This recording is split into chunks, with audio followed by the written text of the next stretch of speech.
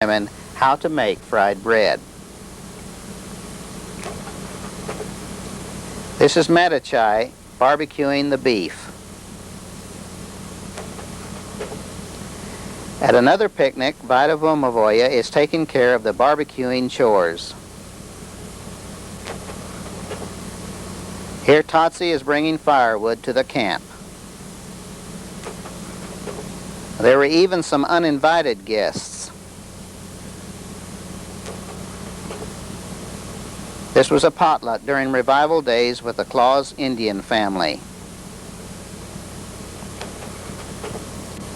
Here we have a used clothing sale. Sometimes such clothing were put up for sale at a nominal price. Other times they were distributed free.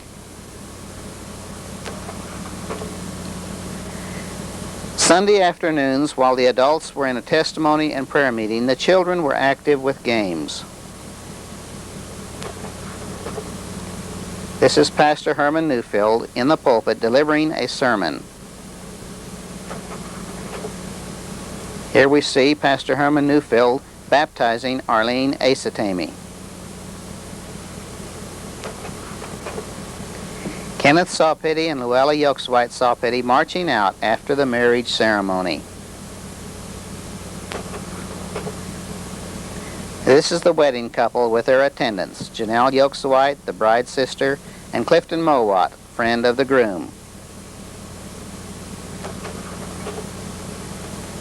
This is Jaquetta Parker and a friend, students at Post Oak School. Jaquetta pursued a career in teaching. Since earning her Ph.D., she has been teaching at Oklahoma University.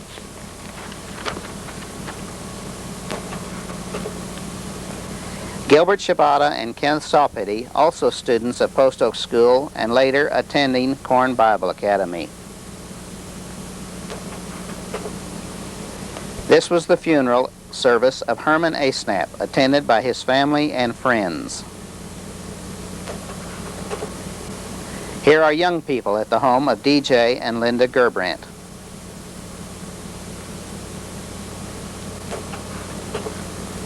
In 1949, an orphanage was started with Sarah Grunow and Marie Harms in charge of the care of 5 children. This house was purchased and became the home for the children. This is Miss Grunow with the youngest 3 of her family. These are the same 4 in 1951. Luella Yolkswhite excelled at the piano. In 1948, Post Oak Mission School was started with this group of children and Miss Ruth Weentz as their teacher. Here is the first teacher at Post Oak Mission School, Ruth Weentz. This is the clubhouse at the mission, which served as the schoolhouse for 1 year. The pageant, Watlala, was presented by a group of students that first year.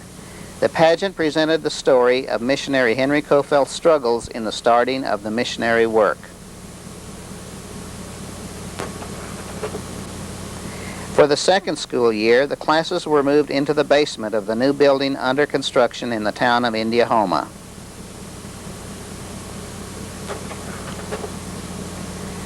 This is Martha Croker, now Mrs. Fast, who taught grades 1, 2, and 3. Ruth Weentz was now teaching the older students. This is another shot of the older students.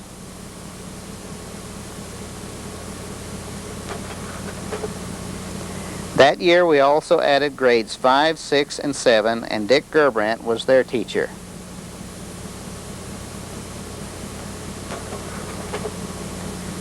The next year, Miss Elizabeth Sawatsky taught grades 4 and 5.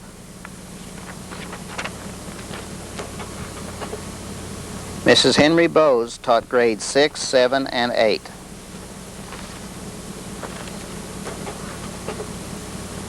Mr. Gerbrandt, now principal of the school, served as coach and instructor in shop. This was the student body in 1949 and 50.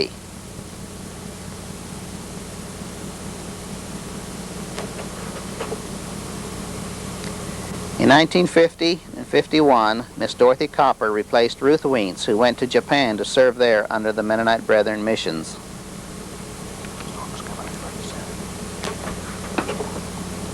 During the following years, the personnel changed considerably. This picture shows the combined staff at Post Oak Church, the school, and the Lawton View Mission from left to right, front row. Elizabeth Sawatsky, Annie Gomez, Linda Gerbrandt, Mrs. Petker, Ann Newfield, Bina Bartell, Albina Bowes, Martha Croker Fast. In the back row, Henry Cron, Joe Gomez, Dick Gerbrandt, Dan Petker, Herman Newfield, Sarah Grunow, and Henry Bowes. In 1951, the school building was completed.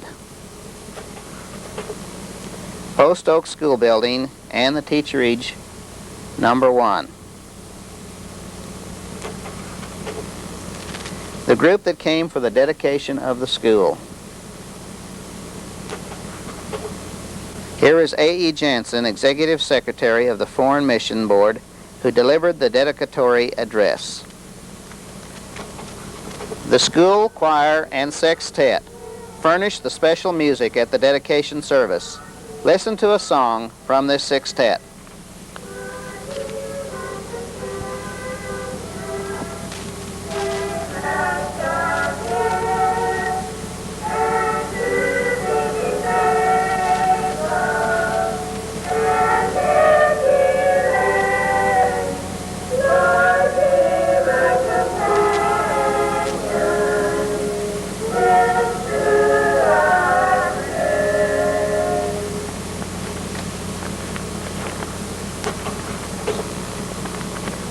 Here is an aerial view of Post Oak School in Indiahoma, Oklahoma.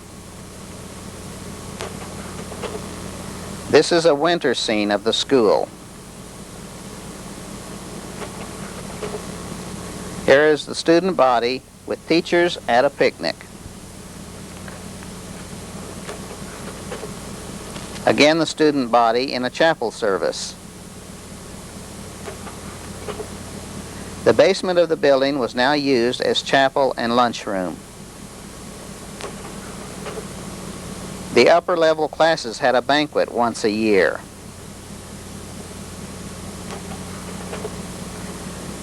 Here are the cooks who prepared the noon meal for all the students and teachers, Mary Wallace and Edith Comachit.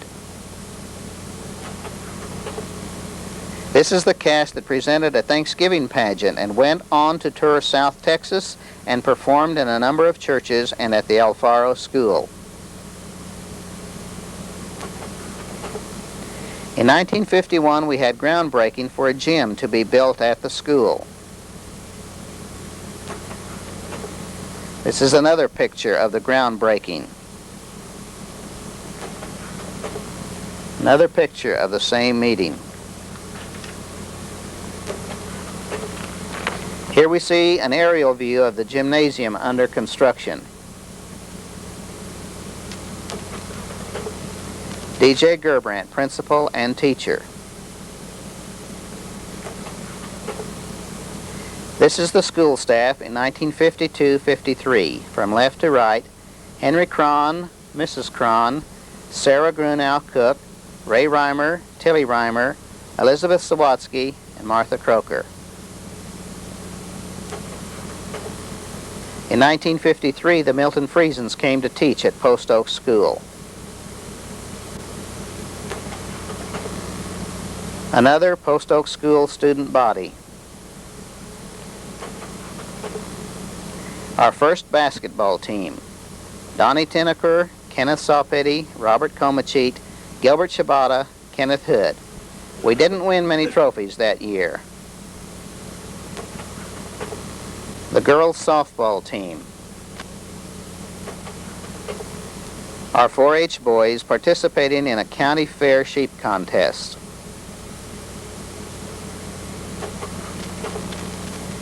Here's the mission staff taking time out for a picnic in the Wichita Wild Game Refuge. Field Day was one of the highlights of the school year. Mr. Reimer coordinated the activities. The doll-making booth where the adult women made dolls from scratch. This is a display of their handiwork. There were spectators coming to our field day from as far away as Corn, Oklahoma.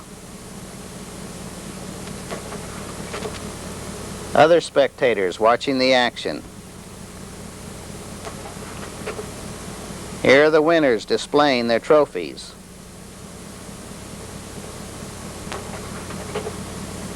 A school Christmas play at Post Oak.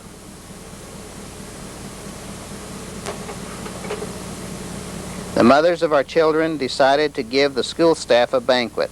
These are the cooks who prepared it. And here are the people who enjoyed it. Grade 8 with their teacher Elvina Fast.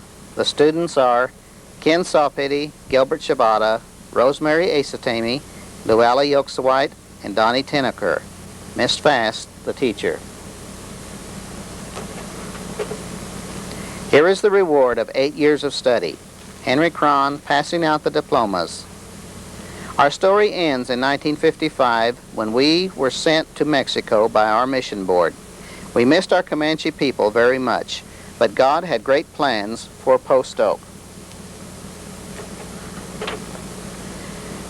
In 1956-57, the United States Defense Department purchased hundreds of acres in the Wichita Mountains to enlarge Fort Sill target range. Post Oak Mission was located in that tract of land. The Mennonite Brethren were forced to sell. With the money realized from this sale, a new church building was constructed in Indiahoma, Oklahoma. This began a new phase of the church, which was no longer a mission. It found its place as one of the local churches in the town of Indiahoma, serving the community. From then on, a number of pastors served, and their story may be told by someone in the future. Our last picture is one of Joe Lonetree and Anna Mae and their son. Joe Lonetree served as pastor of the Indiahoma Mennonite Brethren Church for some time. Other pastoring the church later included Cecil Adrians, Johnny Heidebrecht, and at the present, brother and sister Herb Schrader are serving the Post Oak Church at Indiahoma.